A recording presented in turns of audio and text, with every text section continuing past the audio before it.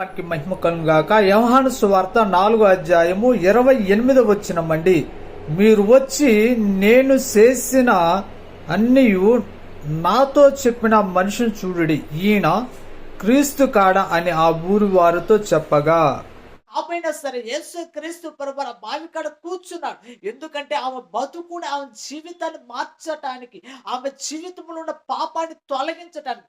అప్పటికే ఆమెకి పెళ్లి కాకుండా కానీ 5గురితోటి ఆమె వ్యక్తిగతంగా సహవాసం, వ్యక్తిగతంగా జీవిస్తుందండి. ఆమె బతుకులో ఉన్న పాపాన్ని తొలగించడానికి యేసుక్రీస్తు ప్రభు బావి కాడ ఆమె కోసం కూర్చున్నాడండి. ఎప్పుడైతే యేసుక్రీస్తు ప్రభు మాట్లాడటం మొదలు పెట్టాడు, ఆమెలో ఉన్న లోపాలు, ఆమెలో ఉన్న పాపాలు, ఆమెలో దాగి ఉన్న పాపాలన్నీ బయటకు వచ్చేసి ఒప్పుకొని కుండ విడిసి ఊళ్ళోకి వెళ్ళి దేవుడు చేసిన ఆ గొప్ప కార్యాన్ని ఊరు మొత్తానికి సాటింపు చేసిందండి. ఊరు మొత్తం ప్రజలందరినీ ఆయన కాడికి తీసుకొచ్చింది.